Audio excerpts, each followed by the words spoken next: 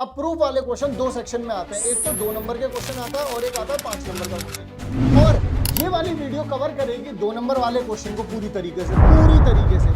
कुछ और करने की जरूरत नहीं है, इस वीडियो को करके चले जाना। तो 20 वीडियो की एक सीरीज करवा रहा हूँ, वॉरियर सीरीज। इस वॉरियर सीरीज के अंदर मैं गारंटी दे रहा हूँ, अगर इस वॉरियर सीरीज की सारी वीडियोस आपने देख ली तो 40 से भी ज्यादा मार्क्स आप लोग लेकर के आ सकते हो अपने 2026 के एग्जाम में। आप लोग बेसिक जानते हैं, बेसिक क्या होता है? तो जब ट्रायंगल के बारे में बात आती है तो ट्रायंगल क्या होता है? हमारा काम है आंसर निकालना। अगर अपनों को टेक्निक्स पता चल गई तो अपनी टेक्निक लो और आगे बढ़ो। अब जब आगे की तरफ बढ़ते हैं तो अब कुछ क्राइटेरियाज होते हैं, क्योंकि अभी अपन लोगों को यहाँ पर बहुत बार सिमिलर प्रूफ करना पड़ेगा। अरे भाई आसान होता है ना, देखो ना, छोटे वाले को बड़े वाले के कभी भी इक्वल करना हो, ये वाला एंगल तो एक मिल ही गया बराबर दोनों में, एक चीज तो आसान हो गई। हमेशा याद रखना, कभी भी ऐसा सवाल आए सिर्फ ये एक ही पैटर्न यूज करना है जो अभी सिखाने वाला। हेलो क्लास 10, स्वागत है आप सभी लोगों का हमारे इस वीडियो में, जिसके अंदर मैं आप लोगों को ट्रायंगल का एक नेक्स्ट वीडियो है ये। अगर आप लोगों ने ट्रायंगल की हमारी पिछली वाली वीडियो देख ली होगी तो वहां से आप लोगों के जो एमसीक्यू में आने वाले क्वेश्चन है वो वहां से डन हो चुके हैं। उस वीडियो से बाहर कुछ भी नहीं पूछा जाएगा, मैं आपको पहले ही बता रहा हूं। दूसरे नंबर पर अब ये वाली जो वीडियो है ये है आपके प्रूफ वाले क्वेश्चन। अब प्रूफ वाले क्वेश्चन दो सेक्शन में आते हैं, एक तो 2 नंबर के क्वेश्चन आता है और एक आता है 5 नंबर का क्वेश्चन। और ये वाली वीडियो कवर करेगी 2 नंबर वाले क्वेश्चन को पूरी तरीके से। कुछ और करने की जरूरत नहीं है, इस वीडियो को करके चले जाना। और अगर 5 नंबर वाले क्वेश्चन के लिए है तो फिर सब्सक्राइब करके रख लेना, जब वो वीडियो आने वाली है 1 से 2 दिन में आ जाएगी वाली वीडियो, क्योंकि कल हमारे आने वाली है स्टैटिस्टिक की वीडियो, यानी कि अगले दिन आने वाली है स्टैटिस्टिक की। वहां पर भी आपके 7 से 8 नंबर कंफर्म होने वाले हैं, तो उस वीडियो को देखना मत भूलना। आइए जरा, जैसे कि अपन लोग इस वीडियो में खत्म करने वाले हैं क्या, 2 मार्क वाले क्वेश्चन। अब इस वीडियो को स्टार्ट करने से पहले बता दूं, मैं आप लोगों को 20 वीडियो की एक सीरीज करवा रहा हूं, वॉरियर सीरीज। जिस वॉरियर सीरीज के अंदर मैं गारंटी दे रहा हूं, अगर इस वॉरियर सीरीज की सारी वीडियोस आपने देख ली तो 40 से भी ज्यादा मार्क्स आप लोग लेकर के आ सकते हो अपने 2026 के बोर्ड एग्जाम में। और जिनके पास भी एनसीईआरटी, अगर वो लोग भी इस सीरीज को फॉलो करते हैं तो वो भी लेकर के आ सकते हैं। पर शर्त सिर्फ एक ही है, हमारी इस सीरीज का एक एक क्वेश्चन आपके पास लगा हुआ होना चाहिए, आपने खुद सॉल्व करा हुआ हो, आपके अपने आप मार्क्स आ जाएंगे। 40+ इसलिए बोल रहा हूं, इसका मतलब यह है कि 50% से ज्यादा आपके पेपर में इसमें से आ जाएगा। चलिए जरा, अब अपन लोग आगे की बातचीत कर लेते हैं यहां पर। तो सबसे पहले अपन लोग देखते हैं यहां पर क्या करना है। अपन आप लोग बेसिक जानते हैं, बेसिक क्या होता है? बेसिक है पॉलीगन्स। देखिए जरा यहां पर 2 polygons of a same number, मतलब सिमिलैरिटी के बारे में जब अपन लोग बात करते हैं, मैंने पिछली ही क्लास में आप लोगों को, अगर ट्रिग्नोमेट्री की पहली वाली क्लास नहीं देखी है उसका लिंक आप लोगों को डिस्क्रिप्शन में मिल जाएगा, या इसी प्लेलिस्ट में देख लीजिए, ट्रायंगल लिखा हुआ मिल जाएगा आपको। ट्रिग्नोमेट्री मैंने गलती से बोल दिया। सिमिलर स्ट्रक्चर, सिमिलर पॉलिनोमियल क्या होते हैं? उसका मतलब ये होता है कि जिनके करस्पॉन्डिंग एंगल्स, जैसे अगर मान लीजिए मैं बोलूं कि ये एक क्वाड्रिलेटरल है, लेट सपोज अगर मैं बोलूं कि ये एक क्वाड्रिलेटरल है, quadrilateral A B C D, और मैं बोलूं एक और क्वाड्रिलेटरल है जो कि है ई एफ जी एच, तो करस्पॉन्डिंग का मतलब पता क्या होता है? जैसे यहाँ पहले नंबर पे लिखा है तो इसका वर्टेक्स ये वाला हो जाएगा करस्पॉन्डिंग, मतलब बिल्कुल उसकी जगह पर, ए की जगह पर ई लिखा है, बी की जगह पर एफ लिखा है, सी की जगह पर जी लिखा है और डी की जगह पर एच लिखा है, इसे बोलते हैं कॉरेस्पॉन्डिंग। बिल्कुल उसी तरीके से कॉरेस्पॉन्डिंग साइड क्या हो जाएगी? ए बी किसके कॉरेस्पॉन्ड? इसके कॉरेस्पॉन्ड। बी सी किसके कॉरेस्पॉन्ड? इसके कॉरेस्पॉन्ड। सी डी किसके कॉरेस्पॉन्ड? इसके कॉरेस्पॉन्ड। डी ए किसके कॉरेस्पॉन्ड? इसके कॉरेस्पॉन्ड। समझे या नहीं समझे?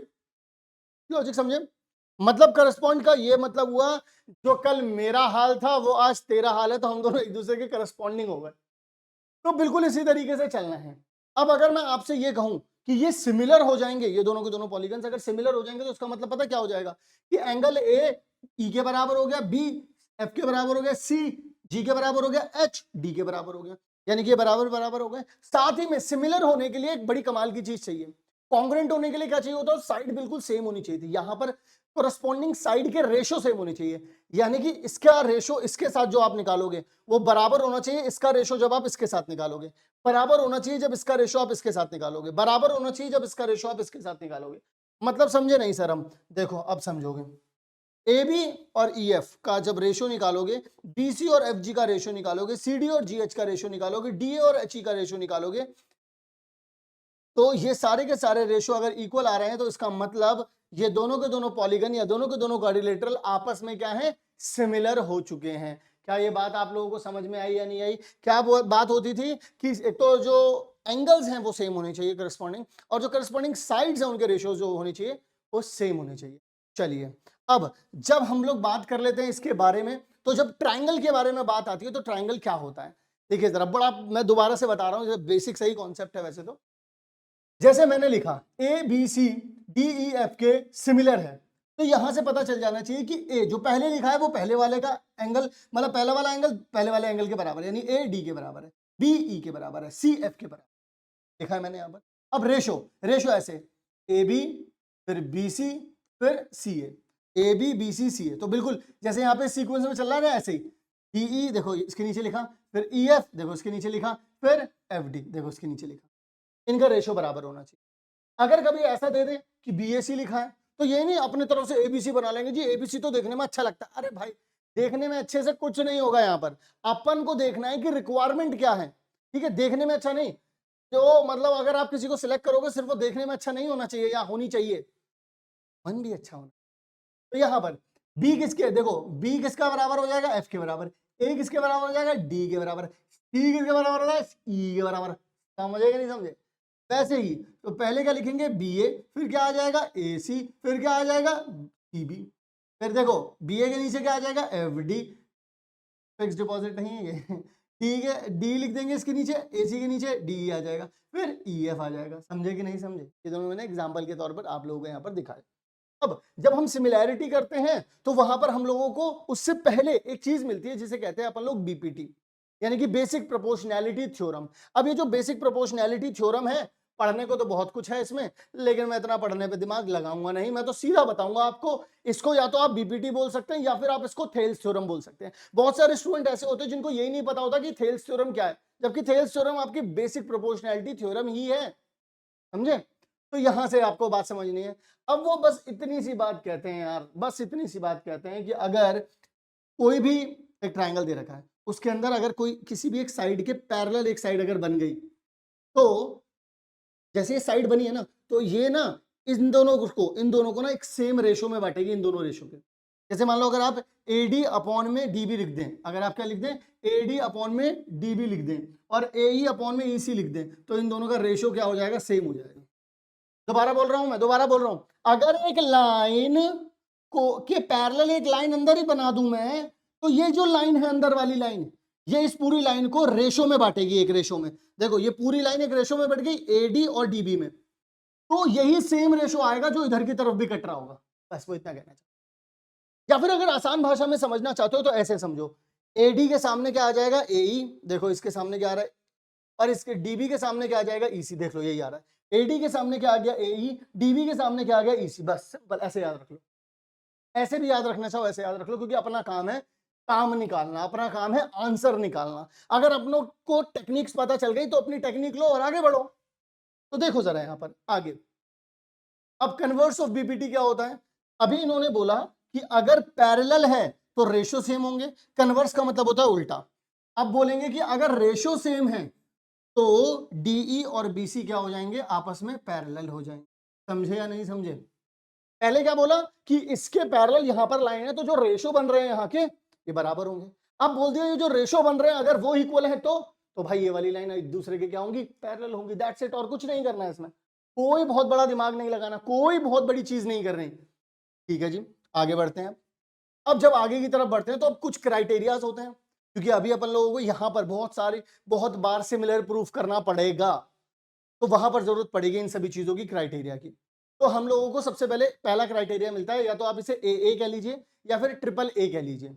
अब ए बोलेंगे तो तीसरा वाला एंगल अपने आप इक्वल हो जाता है। ट्रिपल ए का मतलब क्या होता है कि दो ट्राइंगल आप लोगों को दे रखे हैं और उन तीनों के करस्पॉन्डिंग एंगल्स देखो आपस में। जैसे मान लीजिए मैं यहां पर कहूं कि ये दोनों के दोनों इसमें ना ये वाली सिमिलैरिटी लग रही है, तो इसका मतलब पता है क्या है, ये वाला एंगल इस डी के बराबर है, बी वाला एंगल ई के बराबर है और सी वाला एंगल एफ के बराबर है। अगर कोई लिख दे कि ए वाला एंगल ई के बराबर है, तो देखना जरा, देखना अगर मैंने ये बोला कि ये एक दूसरे के सिमिलर हैं, तो आप समझ जाइएगा कि एंगल ए जो है, मैं इधर ना ऐसे लिख देता हूं एक बारी, तो यहां पर समझ जाना, बिना बोले, बिन बोले जो बोले वो यही सवाल है, बिन बोले समझ जाना। होता है ना कभी कभी आंखों से ही पता चल जाता है तो यहाँ देखने से ही पता चल जाना चाहिए। और अगर किसी ने लिख दिया कि एंगल ए जो है वो ई के बराबर है, एंगल बी जो है वो एफ के बराबर है और एंगल सी जो है, तो यहां से समझ जाना है एंगल ए, तो ए के साथ ए की जगह पे क्या लिखेंगे ई, फिर यहाँ पर एफ, फिर यहाँ पर कितना लिखेंगे डी, यानी कि ये वाला ट्राइंगल इस वाले ट्राइंगल के सिमिलर हो गया। क्यों? क्योंकि यहाँ पर एंगल का सीक्वेंस वैसा ही चल रहा है। समझे कि नहीं समझे? ओके, तो बस यहाँ पर कहने का यही मतलब है कि अगर कभी भी दो ट्राइंगल सिमिलर होंगे तो उन दोनों के तीनों ट्राइंगल्स जो हैं करस्पॉन्डिंग ट्राइंगल्स है। इसका करस्पॉन्डिंग, लेट सपोज अगर मैं यहाँ पर एक ट्राइंगल बना दूं तो ये आपस में देखो, ये इसके करस्पॉन्डिंग हो गया, इक्वल है, ये इसके इक्वल है, ये इसके इक्वल है, बस इतना समझ लो। ठीक है, अब बात करते हैं अपन लोग एस ए एस ही होगा, हाँ जी, ये रहा एस ए एस का मतलब क्या होता है? एस ए एस का मतलब ये है मैंने तीनों कंडीशंस बना करके दिए हैं यहाँ पर। देखो, अगर ये इसका रेशियो अपॉन में ये अपॉन में ये और ये अपॉन में ये दे रखा है, तो जो बीच वाला एंगल होगा ना, इनके जो बीच वाला एंगल होगा वो बराबर होगा। साइड एंगल साइड, पहले इस वाली साइड के करस्पॉन्डिंग वाला, देखो ये वाली साइड क्या है, ए बी, ठीक है, इसके करस्पॉन्डिंग क्या आ गया, ये वाला आ गया। फिर इसके करस्पॉन्डिंग देखो ये वाला आ गया, यानी बीसी अपॉन में ई एफ, इसके अपॉन में ये, इसके अपॉन में, तो देखो साइड साइड बीच में एंगल, तो बीच वाला जो एंगल है वो यहाँ पर आ गया बी ई के बराबर। अगर कभी भी ऐसा हो जाए, कोई सी भी साइड नहीं, दो साथ वाली साइड, ये वाली साइड, ठीक है, और एंगल भी इनके बीच में आना चाहिए, ठीक है। अगर मान लो ऐसा हो गया कि BC के अपॉन में क्या आ गया, EF, देखो फिर क्या हो गया, CA के अपॉन में क्या आ गया, FD आ गया, और इनके बीच का एंगल कितना है, C, देखो एंगल C एंगल F के बराबर हो गया, तो इसका मतलब ये भी क्या हो गया, SAS लग गया यहाँ पर। फिर इसके बाद एक और कंडीशन क्या हो सकती है कि CA अपॉन में FD, देखो CA अपॉन में FD, फिर AB अपॉन में DE, तो अब कौन सा एंगल, ये वाला A और D आ गया, देखो समझ गए ना। तो मतलब बिल्कुल बेसिक सी बात थी जो मैंने आपको यहां पर समझाई। अब आगे की तरफ आओ, यहां पर अब वो बोलते हैं एस सिमिलैरिटी का मतलब क्या है कि तीनों, भाई देखो इसकी तीनों साइड जो करस्पॉन्डिंग है इसके, उनके साथ जो रेशो आ रहा है सभी का रेशो सेम आ रहा है, यानी कि मैं ए बी के अपॉन में डी लिख पा रहा हूं, बीसी के अपॉन में ई एफ लिख पा रहा हूं, सीए के अपॉन में एफ डी लिख पा रहा हूं, और ये सबके रेशो क्या आ गए भाई, बराबर आ गए। और अगर सबके रेशो बराबर आ गए हैं तो भी ये क्या बन गया, तो ये एस सिमिलैरिटी से सिमिलर हो चुका है। यानी कि अपने पास कौन कौन सी हो गई, एक तो एंगल हो गई जिसे हम ट्रिपल एंगल भी बोल सकते हैं, एक हो गई एस, एक हो गई ट्रिपल एस।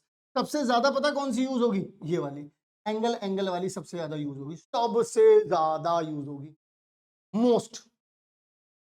मोस्ट यूज्ड, सबसे ज्यादा यूज होने वाली ये क्राइटेरिया है। अब यहां से शुरू होंगे अपने सवालों के सिलसिले। तो सवालों के सिलसिलों के लिए भाई तैयार हो जाओ बिल्कुल लाली लिपस्टिक लगा करके, क्योंकि मजा आने वाला है। अब जो सीखा है उसको अप्लाई करने का वक्त आ चुका है, अपने 2 नंबर अपने बोर्ड एग्जाम में उठाने का वक्त आ चुका है। पहले 1 नंबर कर चुके थे, अब 2 नंबर की बारी है, और आज की वीडियो जो ओपन की है तो खत्म करेंगे 2 नंबर पक्के करके। तो देखो जरा, यहां पर आप लोगों से वो कहते हैं कि DE जो है वो BC के क्या है, पैरेलल है। तो अगर कभी भी ये इसके पैरेलल है तो अपन लोगों ने सीखा था अकॉर्डिंग टू BPT, यही लिखना है तुमको, अकॉर्डिंग टू BPT अगर DE पैरेलल है BC के तो हमें पता होना चाहिए कि AD के अपॉन में जो BD है, जो DB है, और AE के अपॉन में जो EC है, ये सब आपस में क्या होंगे, बराबर होंगे। आ जाओ जरा कैलकुलेट कर लेते। तो अब अपन को निकालना क्या है, यहाँ पर फाइंड AD निकालना है। AD अपन को पता नहीं है तो इसको अपन लोग क्या मान लेंगे, x। DB अपन लोगों को पता है कितना है, 7.2। AE अपन लोगों को पता है 1.8, और ये पता है अपन को 5.4। चलो जी, तो x अपॉन में 7.2 आ गया और 1.8 आ गया और यहाँ पर 5.4 आ गया। अब एक बात अगर हम यहाँ पे देखें तो इससे इसके पॉइंट से वाला पॉइंट कट जाएगा भाई, एक के बस एक ही एक नंबर था तो कट जाएंगे। अगर 18 के टेबल से इसे कट करूंगा तो यहाँ पर 3 आ जाएगा, अब ये ऊपर जाएगा, तो x की वैल्यू कितनी आ जाएगी, 7.2 डिवाइड बाई 3। इससे इसे कट करेंगे तो कितना आ जाएगा, 2.4 आ जाएगा, if I am not wrong, centimetre. तो 2.4 सेंटीमीटर आप लोगों के पास इसका जवाब आ जाएगा, यानी कि ये हो गया आप लोगों के पास। जरा देख लीजिएगा जरा ध्यान से, ये कितना हो जाएगा, 2.4। क्लियर हो गई कहानी, आगे बढ़ते है ना भाई, बढ़िया। चलो जी, अगला सवाल अपन लोगों से कहता है, बिल्कुल भाई ऐसे सवाल पूछे जाते हैं, ध्यान रखना कैलकुलेशन कहीं मिस्टेक नहीं होनी चाहिए। अगला सवाल क्या है, if in given figure find the value of x. देखो अगेन आप लोगों को बोला गया है कि डीई पैरेलल है ए बी के, तो बस बिल्कुल बढ़ो, आगे बढ़ो। अकॉर्डिंग टू बीपीटी क्या होता है, if D is parallel to A B, तो आपको पता होना चाहिए कि जो सीई है ये इसके अपॉन में जब आप ये लिखेंगे, देखो सीई अपॉन में E B is equals to में सी डी अपॉन में ये ठीक है। यहां पर तो अब एक एक करके लिख लेते हैं। सीई कितना है अपने पास, एक्स है। ई बी कितना है अपने पास, 3x प्लस में। फिर सी डी कितना है अपने पास, x प्लस में 3, ठीक है। और यहां पर ये कितना है, 3x प्लस में 19। क्लियर है। अब इसकी कैलकुलेशन करते हैं। जब ये सब x के पास मल्टीप्लाई होने जाएगा तो यहाँ पर कितना आ जाएगा, 3x का स्क्वायर प्लस में 19x। जब ये यहाँ पर जाएगा देखना, जब 3x इसमें मल्टीप्लाई होगा तो 3x का स्क्वायर हो जाएगा, और फिर यहाँ पर होगा तो कितना आ जाएगा, 9x हो जाएगा। फिर 4 मल्टीप्लाई होगा तो 4x हो जाएगा, और फिर यहाँ पर कितना आ जाएगा, 12 आ जाएगा। अगर आप लोग देखेंगे तो 3x स्क्वायर से 3x स्क्वायर लिपट के खूब रोया, खूब रोया। अब यहाँ पर कितना आ जाएगा, 19x आ गया, ठीक है। बराबर में कितना आ जाएगा, 13x आ जाएगा, और प्लस में कितना आ जाएगा, 12। 13x को अगर यहाँ भेजेंगे तो 19 में से अगर 13 जाएंगे तो कितना बचेगा भाई, 6x बचेगा। 6x बचा तो यहाँ पर देखो कितना आ रहा है, 12 आ रहा है। तो x की वैल्यू भाई कितनी आ गई आप लोगों के पास, 2 आ गई। ये आप लोगों का क्या निकल गया भाई, आंसर निकल गया। समझ गए या नहीं समझ गए, बिल्कुल अच्छे तरीके से क्लियर करते हुए चलिएगा इसको, आगे की तरफ बढ़ रहा हूं। और अगर थोड़ा बहुत कभी डाउट हो ना, डाउट हो कभी, मान लो डाउट हो रहा है, तो यहाँ पर मान लो x लिखा है तो ये 2 हो गया, 2 आया ना वैल्यू। तो यहाँ पर देखो 3 इंटू में 2 करोगे तो यहाँ पे 6 प्लस में 4 यानी कितना आ जाएगा, 10, ठीक है। अब यहाँ पर देखो ये कितना आ रहा है, अगर इधर 2 लिख दूंगा तो ये 5 हो जाएगा, अगर इधर 2 लिख दूंगा तो कितना हो जाएगा, ये मेरे ख्याल से 6 हो जाएगा, और इसमें करूंगा तो 25 हो जाएगा। अब देखो 5 अपॉन में 25, और यहाँ पर क्या है 2 अपॉन में 10। देखो हर बार 1/5 और 1/5 यार, इसका मतलब अपन ने वैल्यू सही निकाली।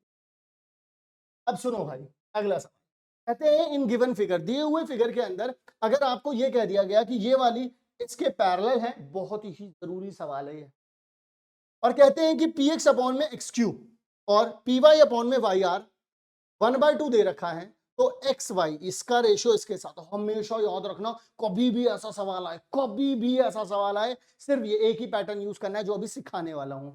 करना क्या है भाई, देखो उन्होंने बोला पी एक्स अपॉन में ये, जब कभी उन्होंने लिखा है कि पी एक्स और एक्स क्यूब, तो हमने पी एक्स को क्या मान लिया, 1 मान लिया, और एक्स क्यूब को क्या मान लिया, 2 मान लिया थोड़ी देर के लिए। पी वाई क्या है भाई, 1 मान लिया, और वाई आर कितना है, 2 मान लिया। ऐसे ऐसे मैंने इधर डायग्राम पे लिख दिया। लेकिन हमसे तो वो ये पूछ रहा है, तो ऐसी कंडीशन में हर बार छोटे वाले को बड़े वाले ट्राइंगल के साथ सिमिलर प्रूफ करना होता है। इसको करने का तरीका बेहद आसान है, मैं बताता हूं।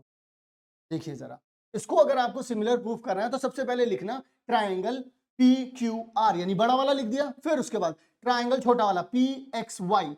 अब क्या करोगे, एंगल पी, देखो अब ये जो बड़ा वाला है चाहे छोटा वाला है, ये वाला एंगल तो दोनों में ही इक्वल है, दोनों में ही सेम है, बोलो दोनों में ही सेम है। तो मैं लिख सकता हूं यहां पर इन दोनों में क्या आ रहा है, ये कॉमन।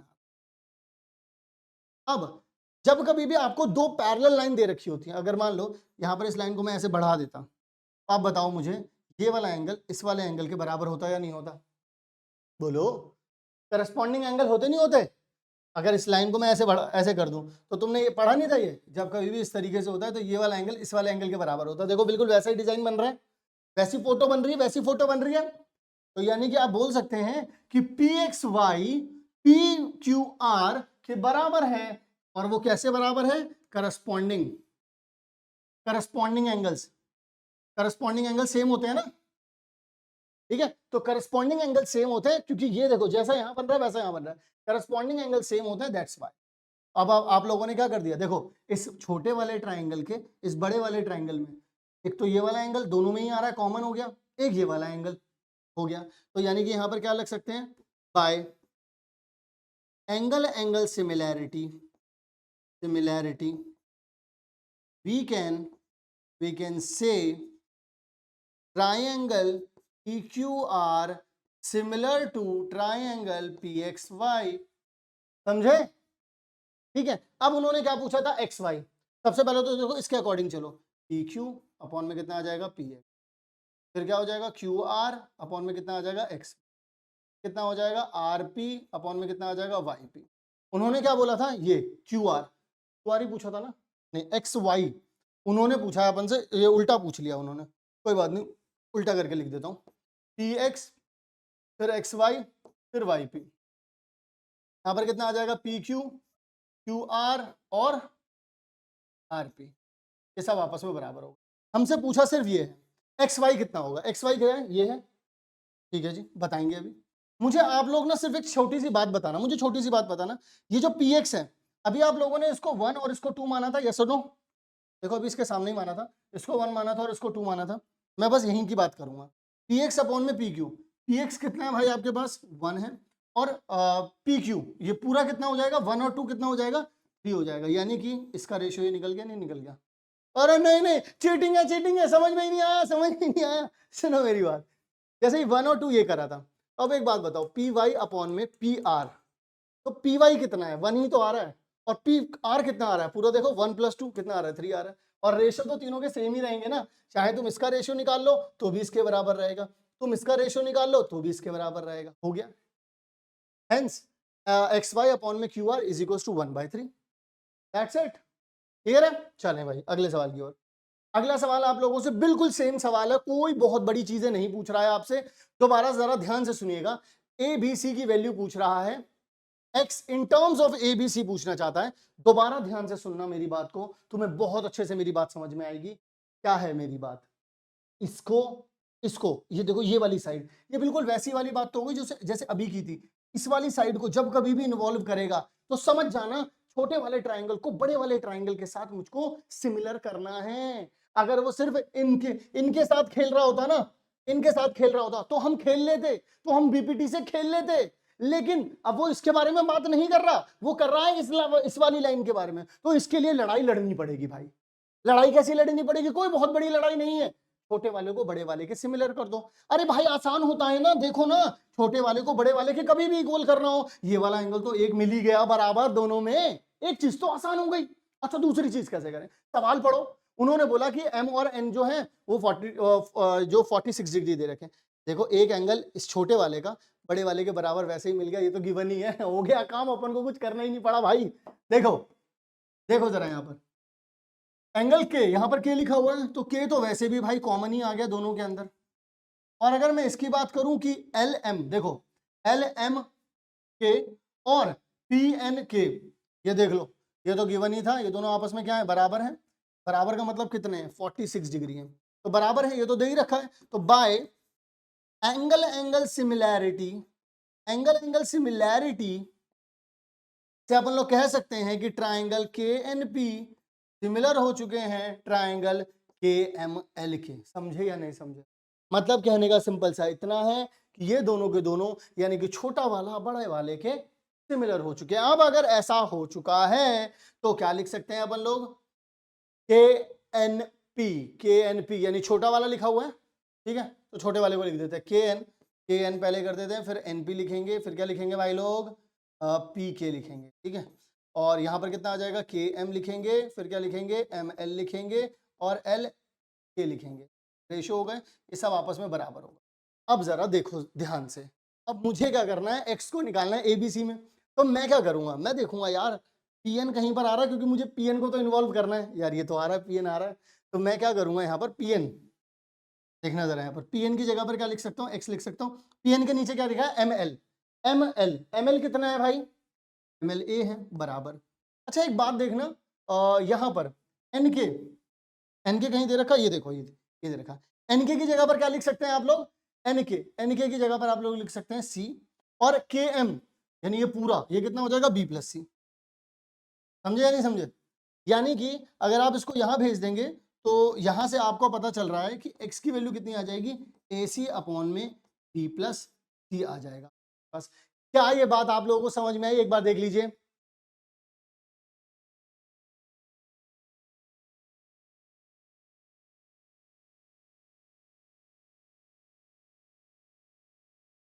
तो अब देखते हैं अपन लोग अपना अगला वाला सवाल। अगला सवाल दे रखा है, बड़ा बेहतरीन सवाल है। अगर आप लोगों ने कभी भी पीवाईक्यू की किताब उठा करके देखी है या अपने टेस्ट में कहीं ना कहीं पर आप लोगों ने इस वाले क्वेश्चन को देखा होगा, या अभी तक मैं जितने भी क्वेश्चन करवा रहा हूँ कहीं ना कहीं आपको इनमें से क्वेश्चन देखने को मिल गए होंगे, अपने दिल पे हाथ रख करके एक बार कमेंट सेक्शन में बताना जरूर मुझे। अच्छा जरा देखो यहाँ पर, यहां से हम थोड़ा सा टाइप 2 की तरफ आ गए, मैंने टाइप 1 करवा दिया है, इसमें मैंने काफी सारे क्वेश्चंस डाले हुए हैं, ठीक है। तो टाइप 1 अपना हो चुका है, टाइप 2 जैसे मैंने ट्रिग्नोमेट्री में करवा रहा हूं ना प्रूफ वाले क्वेश्चन, अगर नहीं देखिए तो जाकर देख लो, प्रूफ वाले क्वेश्चन मैं वहां पर करवा रहा हूं, वो भी टाइप 1, टाइप 2, टाइप 3 में, ताकि आपको नहीं समझ में आ रहा है तो आप वहां से समझ सकते हो। इसके बाद एक वीडियो और डालूंगा और इसके प्रूफ वाले क्वेश्चन खत्म, ठीक है। अब जरा देखो इस फिगर के अंदर यहां पर उन्होंने दे रखा है कि DE is parallel to AC. देखो डीई मैं एक कलर से कर रहा हूं इसको, DE is parallel to E. बस यहीं से जैसे ही आपको ये बात पता चली तो तुम ना थोड़ी देर के लिए ना ये देखना बंद कर दो। मैं तुम्हें बताता हूं तुम कैसे देखना बंद करोगे। तुम ना ऐसे देखना बंद कर दो।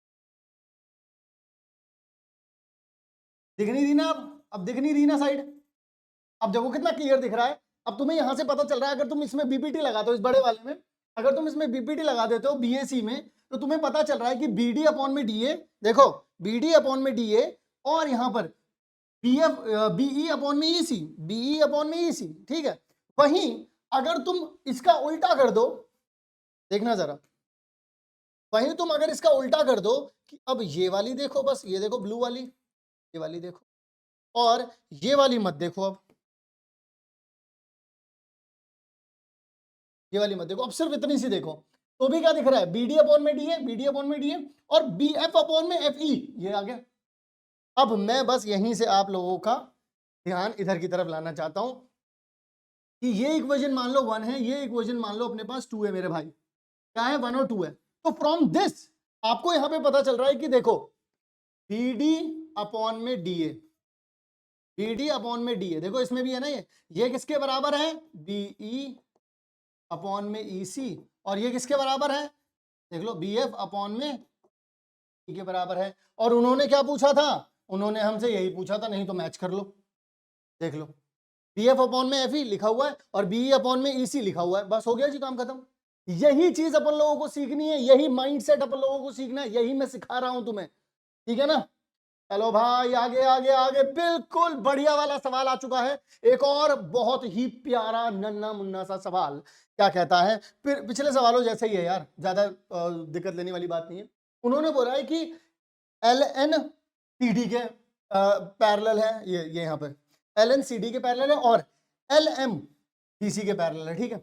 अब तुम एक काम करो, तुम सिर्फ यहां देखो, इस वाले में देखो, अगर ये इसके पैरेलल है तो क्या तुम ए एन अपॉन में एन डी नहीं लिख सकते। देखो अगर मैं सिर्फ यहां पर ए डी सी की बात करूं, तो अगर मैं इसमें बीपीटी लगाता हूं, ठीक है, अकॉर्डिंग टू बीपीटी मैं ए एन अपॉन में एन डी, देखो ए एन अपॉन में एन डी, और फिर ए एल अपॉन में L C, A L upon में एल सी लिख सकता हूं नहीं लिख सकता भाई लोग बताओ जरा। ये पहली बात हो गई अपनी। दूसरी बात, अगर आप यहां देखो, ठीक है, अगर तुम यहां देखते हो तो तुम लोगों को पता है ये इसके पैरेलल है, तो तुम बोल सकते हो ना ए एम अपॉन में M B, A M upon में एम बी बराबर हो गया ए एल अपॉन में एल सी, बराबर हुआ नहीं हुआ। ये इक्वेशन क्या हो गई भाई अपनी, देखो ए एल अपॉन में L C, A L upon में एल सी दोनों में दे रखा है, तो मैं क्या लिख सकता हूं ए एल अपॉन में एल सी। देखो ए एल अपॉन में एल सी किसके बराबर है, ए एन अपॉन में एन डी, और ए एल अपॉन में एल सी किसके बराबर है, ए एम अपॉन में एम बी।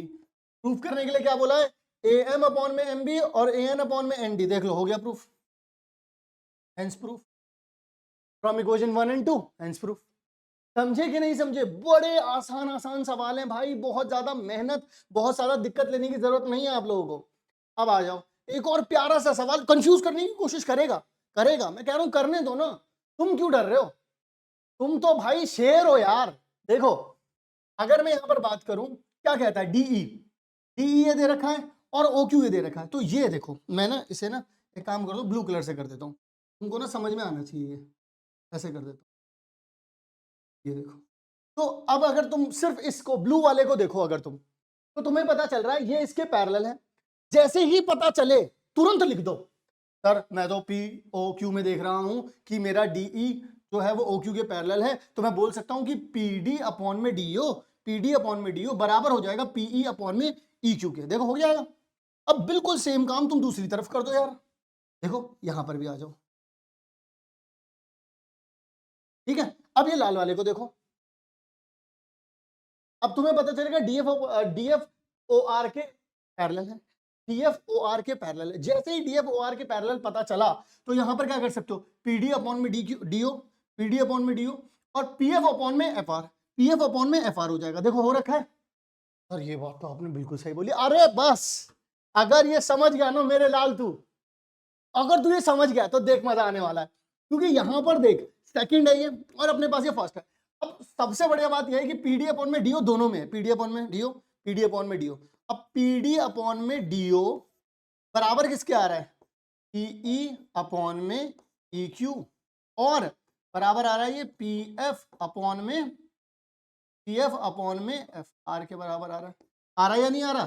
सर ये तो प्रूव करने के लिए दिया भी नहीं था, आप तो फालतू में कर रहे हो। अरे सुन तो भाई मेरी बात, देखो अगर अब तुम ध्यान से देखते हो यहाँ पर, अब जो यहाँ पर आया, यहाँ पे बीपीटी का कन्वर्स काम आएगा, देखना जरा यहाँ पर, मैं इसको रब करता हूँ यहाँ पर। अब तुम मेरी बात जरा ध्यान से सुनो, मैं यहाँ पर कुछ इस तरीके का अतरंगी सा रंग ले लेता हूँ। पीई, पीई अपॉन में क्या आ रहा है, ई क्यू आ रहा है, ठीक है। और ये देखो पीएफ और एफ आर आ रहा है, देखो पीएफ और एफ आर, ये अपॉन में ये आ रहा है। ऐसे कर देता हूँ, ऐसे कर देता हूँ तो ज्यादा अच्छे समझ में आए। इसके सामने ये आ रहा है,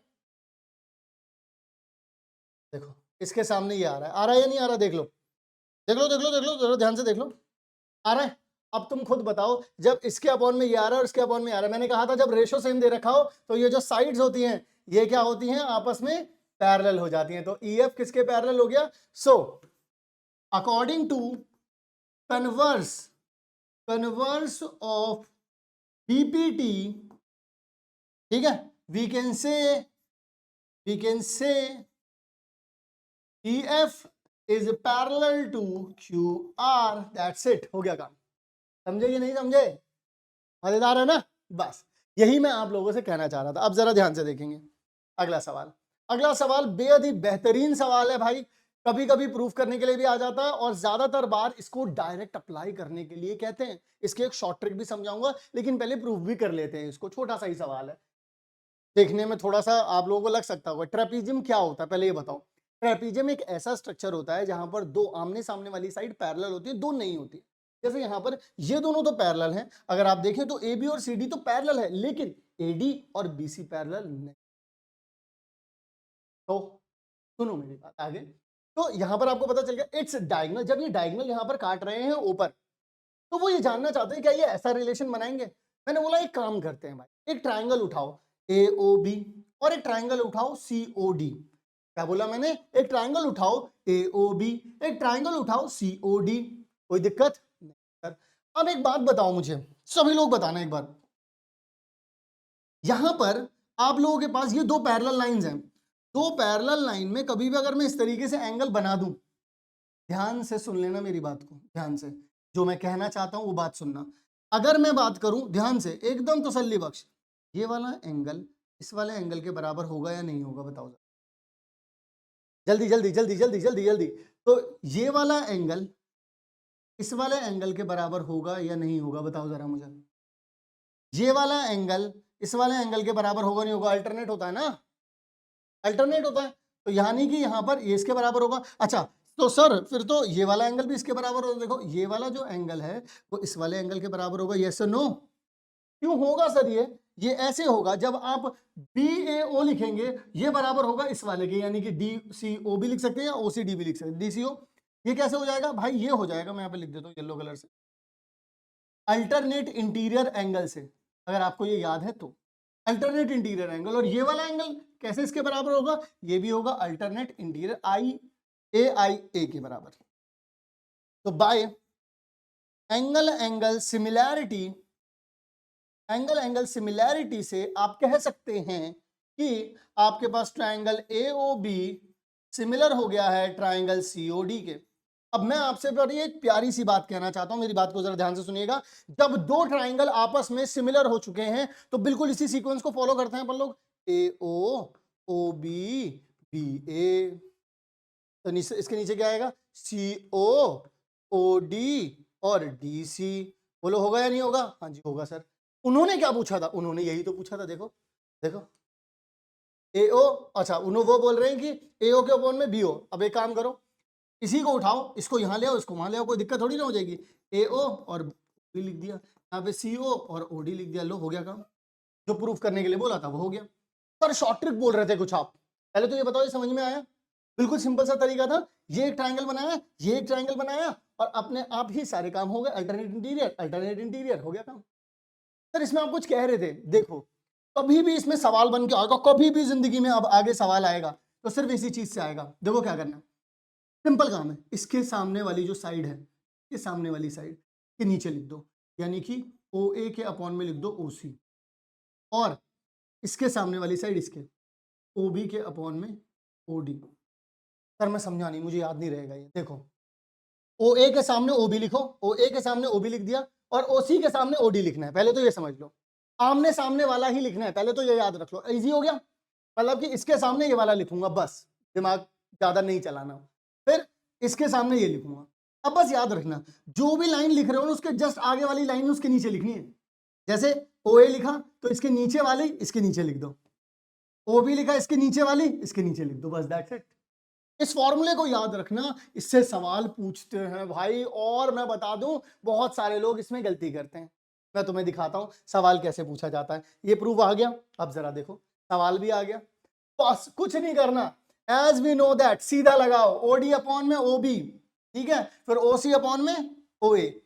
अब यहां पर सीधा सिंपली अप्लाई कर देते हैं। ओडी कितना आ रहा है भाई, 6x माइनस में 5 अपॉन में 2x प्लस में 1 बराबर में, यहाँ पर अगर अपन लोग देखेंगे तो 6x माइनस 5 के सामने क्या होना चाहिए, 5x माइनस 3, और नीचे वाला नीचे लिख दो 3x माइनस 1।